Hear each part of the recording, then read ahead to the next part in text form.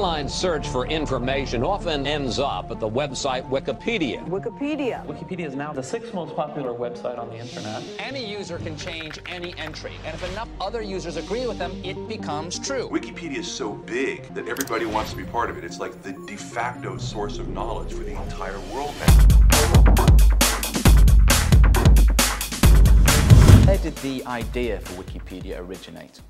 So I originally had the concept of a freely licensed encyclopedia for everyone from watching the growth of the open source software movement, free software. What I saw was, I think what a lot of people saw at the time.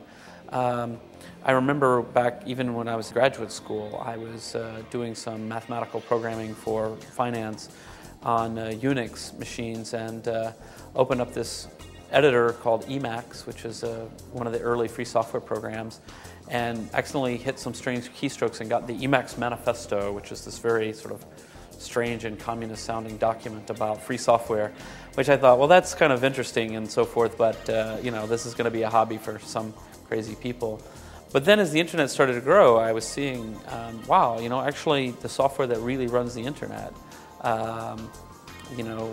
things like GNU Linux and Apache and PHP and Perl, all that software, MySQL database, was freely licensed software that was being written in large part by volunteers, some employees, but some volunteers. And I saw, wow, wait, let me go back and think about this. This isn't necessarily some kind of a communist manifesto. This is actually an interesting shift in a model of how software can be produced.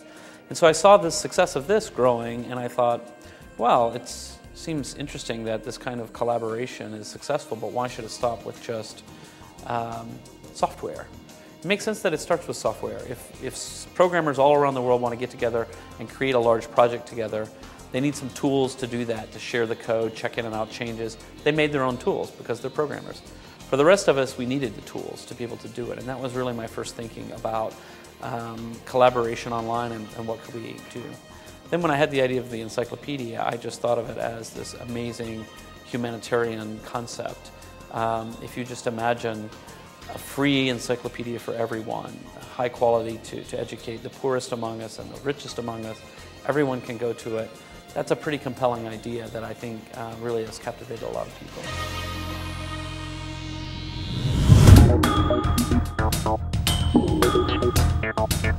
What is this concept of wiki? What does it refer to? Where does it come from? So the word wiki is from the Hawaiian word wiki. And the word wiki means quick. And the idea of a wiki is quick collaboration. It's people can come together very quickly.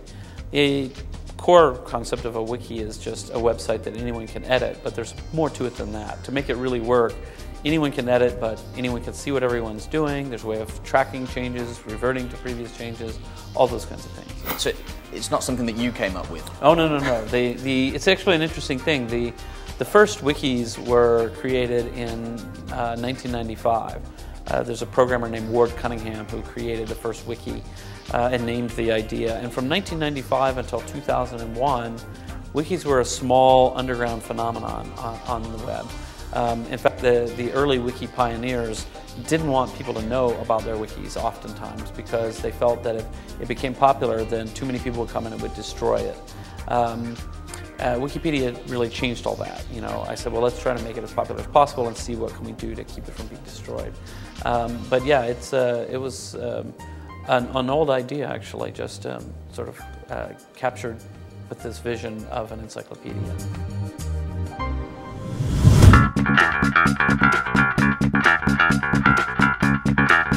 I know that Wikipedia has a pretty ambitious objective. Could you share that with us? Yeah, well, what I always tell people, my original vision statement for the project is for all of us to imagine a world in which every single person on the planet is given free access to the sum of all human knowledge. So that's what we're doing. So that implies a lot, right? In other words, that implies we're not just a website in English, we're in every language. We're not just a website, in fact. We know that there are only about 1 billion people online, and there are many billions more who are not online and won't be online for some time. So we need to think about how can we be in their language? How can we, once we're in their language, once we have 100,000 articles in Hindi, we'll have that long before most Hindi speakers have access to the internet. So can we do distribution in paper form? Can we do distribution on CD-ROMs to villages that have computer labs? How are we going to get access to all these people so that anyone on the planet can say, yes, I can get the knowledge that I want and it doesn't cost me anything to do it.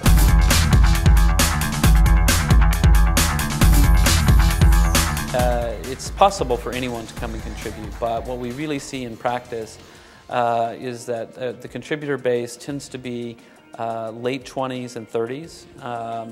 College-educated professionals who are now out working in a job. They're chipping in on the weekends and in the evenings. It's a pretty geeky crowd, as you can imagine. I mean, writing an encyclopedia as your hobby is a little geekier than playing football or something, but they very sweet, kind people, very thoughtful people who are just trying to help out in the world. My username is Church of Emacs. P. It's Chomsky1. Nasir 8891. You just changed Wikipedia. You just added your own contribution to Wikipedia. You know, you're giving education to people. And what you know is as important as what we know. It's just amazing. It's about 80% male, the contributors, which is not good. We would like to have more female participation, but it's not as bad as the software world, so we're a little bit better in that regard. It's very similar to lots of intellectual activities, unfortunately. In terms of globally, one of the things people are always interested to know is how do the cultures differ around the world? And the answer is not as much as you might think. I mean, there's really enormous similarities around the world. People are people everywhere, and there is a certain geek culture which transcends national cultures, and so that's kind of important. Yeah, it's an interesting group of people, and always growing and becoming more diverse over time. How many employees do you have? 22, which is pretty amazing. I often end up in conversations with people and they're asking me questions, well, who does this and where does that take place and things. And sometimes I'm a little confused. I don't really get what they're asking. I'm like, oh, I see. They want to know where the Google campus is, right? They want to know where the big building is with 1,000 people managing the project, and it's nothing like that. And what's interesting is of the 22 employees, only one of them is tasked with really doing things on the website. I mean, everybody has some contact with the website, but you know, they're mostly programmers, system administrators, fundraisers.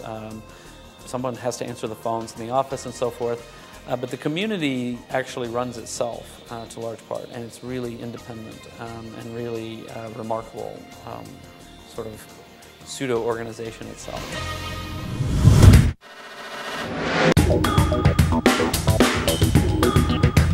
Moving on, you mentioned that Wikipedia, the Wikipedia Foundation, is a charity. That's right.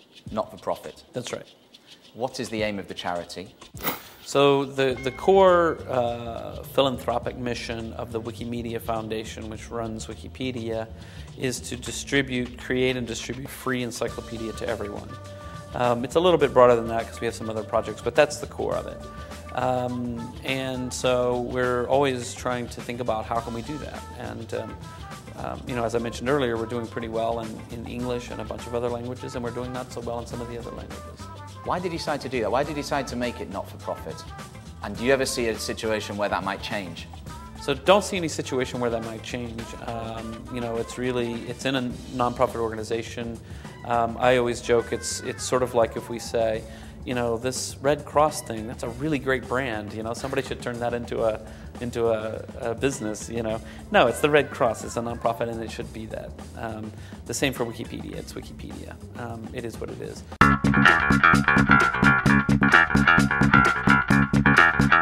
The reason we put it into the nonprofit, that I donated it in the early days, was really twofold. First, there was, at this time, we're born of the dot-com crash, so there was no investment money. There was no obvious business model or anything like this, and so there seemed to be no reason to not put it in a nonprofit. At the time that we did, it was a very small hobby, almost. And then the other reason is that the volunteers really wanted it, and there is something very powerful about Wikipedia as a representation of human possibility on the internet that, you know what, we really can, a whole planet, we can actually pull together, create something good and of value. It's neutral, it's kind, it's trying to be helpful. That really works well in the nonprofit environment, and it means we don't have to compromise on that mission. That's our core mission. How would you define Jimmy Wales? Oh. Oh, I'm just this guy from Alabama who likes to type on the internet. Yeah, I don't know. That's a really good question. I think, you know, you introduced me here on the program as the visionary founder of Wikipedia.